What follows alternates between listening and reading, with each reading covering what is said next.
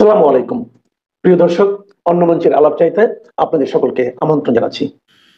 প্রিয় সুধী, যে যেখান থেকে দেখছেন সবাইকে অনেক অনেক প্রীতি ও শুভেচ্ছা। আপনারা জানেন আজকে প্রধানমন্ত্রী শেখ হাসিনা, যিনি বাংলাদেশকে 17 বছর পরিচালনা করেছেন, সরকারের দায়িত্ব পালন করে একটা ফকিন্নি রাষ্ট্রকে একটা মধ্যম আয়ের দেশে পরিণত করেছেন।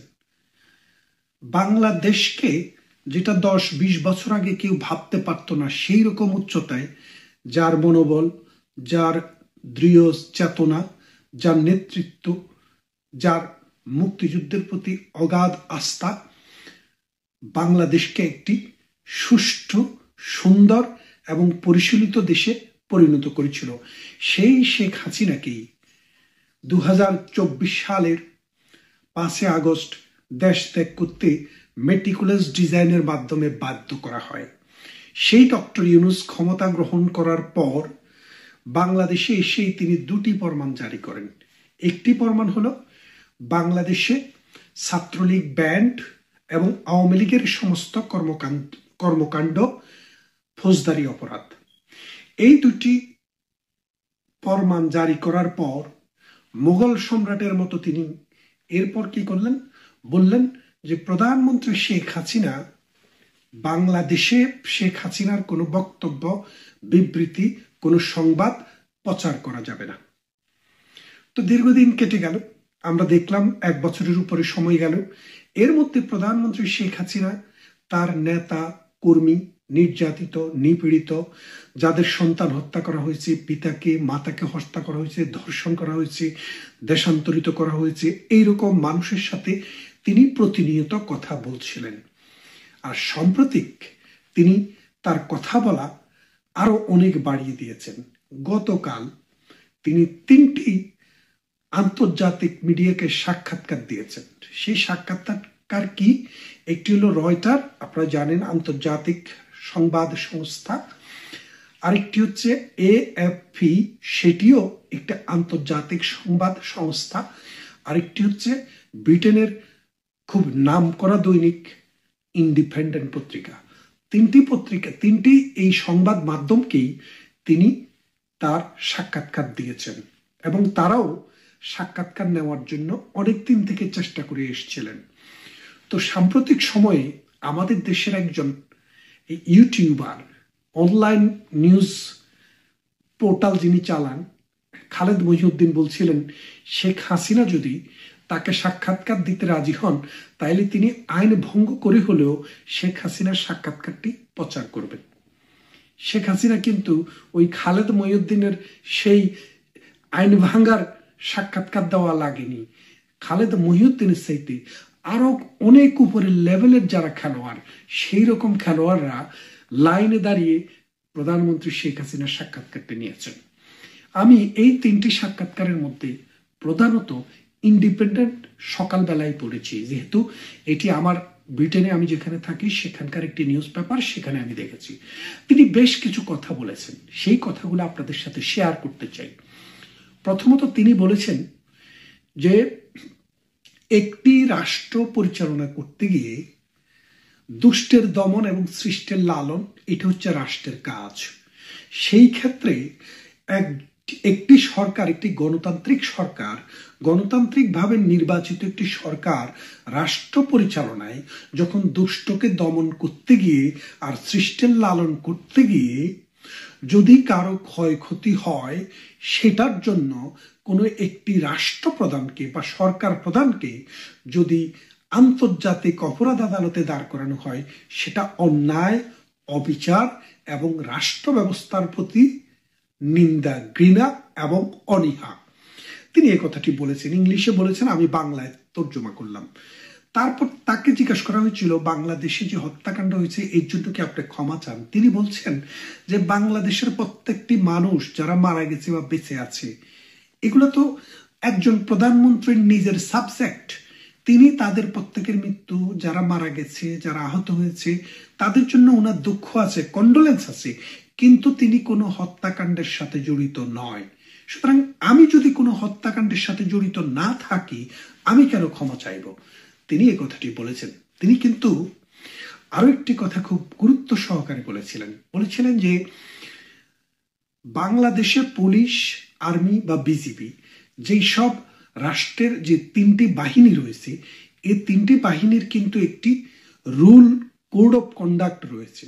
কোন কোন পরিস্থিতিতে তারা গুলি করতে পারবে, কোন পরিস্থিতি তারা কি পরিমাণ শক্তি প্রয়োগ করবে, সেটা কিন্তু রুলে কিন্তু সুন্দরভাবে বলা আছে। সুতরাং প্রধানমন্ত্রীকে বা স্বরাষ্ট্রমন্ত্রীকে নির্দেশ দিয়ে বলতে হবে না যে আপনি এটা করেন, আপনি ওটা করেন, আপনি ওটা করেন। প্রত্যেকটা শৃঙ্খলা বাহিনীর কমান্ডিং অফিসার কখন কোন দায়িত্ব পালন করবে, কোন শক্তি প্রয়োগ করবে, কোন অস্ত্র প্রয়োগ করবে, কোন ফর্মুলা প্রয়োগ করবে, সেটা কিন্তু তাদেরকে ট্রেনিং দেওয়ার সময় কিন্তু নির্ধারণ করে দেওয়া হয়। সুতরাং তিনি বলেছেন ব্যক্তিগতভাবে তিনি কোনো সেনাবাহিনী, আর্মি অথবা বিজিবি অথবা পুলিশ কাউকেই এইরকম কোনো নির্দেশনা দেননি। তবে তিনি একটি কথা বলেছেন, রাষ্ট্র যখন পড়ে যাচ্ছে, রাষ্ট্রের রেল ব্যবস্থা যখন ধ্বংস করা হচ্ছে, টেলিভিশন ভবন পুড়িয়ে দেওয়া হচ্ছে, এইরকম অবস্থায় কোনো কোনো বাহিনী ভুলবশত কিছু শক্তি প্রয়োগ করে থাকতে পারে। যদি কোনো বাহিনী ভুলবশত কোনো শক্তি প্রয়োগে বা তার যে মাত্রা অতিক্রম করে, সেই ক্ষেত্রে বিচার হতে পারে। সেটি যুদ্ধ অপরাধের বিচার নয়, সেটি হবে বাংলাদেশের আইনে অথবা ওই বাহিনীর জন্য যে আইন রয়েছে সেই আইনে বিচারটি হতে হবে।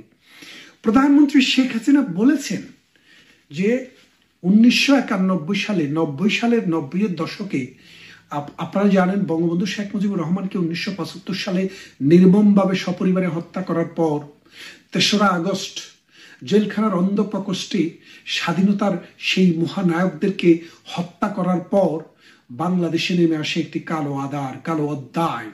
সেই কালো আধারে, সেই কালো দিবসে এই দীর্ঘদিন থেকে বাংলাদেশের সামরিক শাসন বাংলাদেশের মানুষের উপরে জগদ্দল পাথরের মতো বসেছিল। এই 90-এর দশকে, 80-র দশকে আন্দোলন সংগ্রামের মাধ্যমে, 80-র দশক পুরাটা আন্দোলন সংগ্রামের মাধ্যমে আমরা 1991 সালে একটি গণতান্ত্রিক শাসন ব্যবস্থায় ফিরে যাই। সেই শাসন ব্যবস্থায় প্রধানমন্ত্রী শেখ হাসিনা তথা বাংলাদেশ আওয়ামী লীগের একটা বিশাল কন্ট্রিবিউশন ছিল। তারপর একটা দীর্ঘ সময় বাংলাদেশ গণতান্ত্রিক আবহের ভিতর দিয়ে গিয়েছে এবং বাংলাদেশে উন্নয়ন হয়েছে, মানুষের জীবন পরিবর্তন হয়েছে। কিন্তু ডক্টর ইউনূস সরকার ক্ষমতা আসার পর বাংলাদেশের মানুষের জীবনের মান কমে গেছে, মানুষের জীবনের কোনো নিরাপত্তা নেই, অর্থনীতিতে কোনো স্থিতি নেই, মানুষের প্রাত্যহিক জীবনে মানে দুর্ভোগের কোনো শেষ নেই। তিনি বলেছেন তিনি দেশে ফিরে দেশ থেকে কেন গিয়েছেন। তিনি বলেছেন যদি আমি দেশ থেকে চলে না যেতাম তাহলে যেই মেটিকুলাস ডিজাইনের অংশ হিসেবে বাংলাদেশে যে আন্দোলন হচ্ছিল সেই আন্দোলনে প্রধানমন্ত্রী শেখ হাসিনাকে যারা গার্ড দিতেন, তিনি ঠিক ওইভাবে বলেননি, বলছেন যে তার সারাউন্ডিংস, অর্থাৎ তাকে যে এসএসএফ গার্ড দিত, আর্মির একটা বিশেষ বাহিনী গার্ড দিত বা পুলিশের বাহিনীর গার্ড দিত বা দলীয় বড় বড় নেতারা ছিল, এদের অনেকের জীবনে হুমকির মুখে পড়তো। তাই তিনি কারো জীবনকে হুমকির মুখে না ফেলে তার কর্মীরা, তার নেতারা যেভাবে সুষ্ঠু থাকতে পারে, ভালো থাকে, ঠিক থাকতে পারে, বেঁচে থাকতে পারে, সেই ব্যবস্থা করেই কিন্তু তিনি ইন্ডিয়াতে চলে গেছেন। তার মানেটা দেখেন, একজন নেতা, একজন নেত্রী তিনি শুধু নিজে যাননি, ওই সেনানিবাসে 630 জন বড় বড় নেতা, এমপি, মন্ত্রী, মেয়র সহ উচ্চপদস্থ কর্মকর্তাদের জীবন তিনি রক্ষা করার গ্যারান্টি দিয়ে গেছেন। তাহলে দেখেন যে প্রধানমন্ত্রী শেখ হাসিনাকে বাংলাদেশ সরকার কি করলো, বাংলাদেশে তার কথা প্রচার করা যাবে না বলল, অথচ সারা বিশ্ব, মানে আপনারা রবীন্দ্রনাথ ঠাকুরের একটি কবিতা পড়েছেন অনেকেই হয়তো, 2 বিঘে জমি, ফলে যে লিখে দিলে বিশ্ব নিখিল 2 বিঘের পরিবর্তে, এই ছোট্ট একটু জায়গার পরিবর্তে এখন শেখ হাসিনা বিশ্বের নেতা। সারা পৃথিবীর মানুষ আগ্রহ ভরে প্রধানমন্ত্রী শেখ হাসিনার সাক্ষাৎকার পড়ছে।